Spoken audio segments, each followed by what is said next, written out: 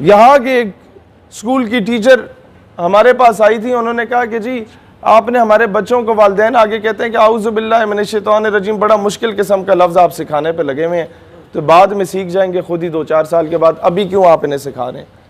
United nation development project का एक seminar था, तो उधर कोई 17-18 स्पीकर्स थे, तो सारे लिबरल्स थे।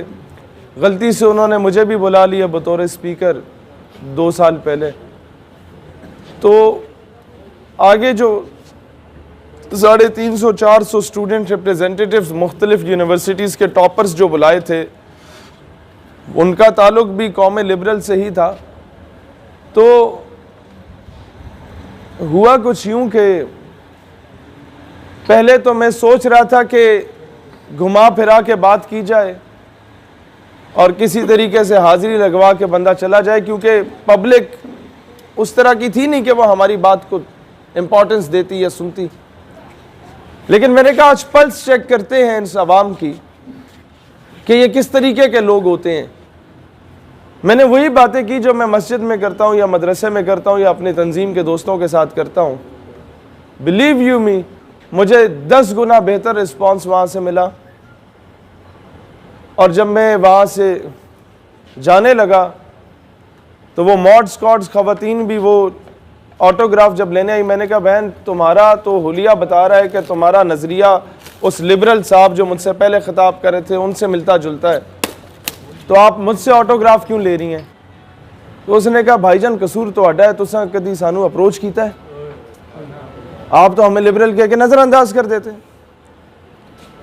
एक यूनिवर्सिटी जहाँ पर मुझे दाखिला भी नहीं मिला था, इतने मेरे मार्क्स नहीं थे, वहाँ हम लोग 2 मरतबा बतौर मेहमान खसूसी गए उसी डिग्री में।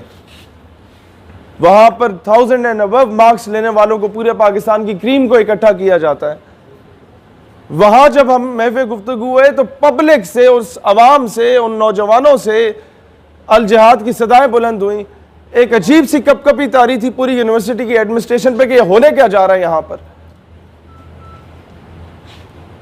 तब मुझे अंदाजा हुआ कि इश्क़ रसूल की कैफियत हर मुसलमान के दिल में राख में दबी चंगारी की मानंद मौजूद है।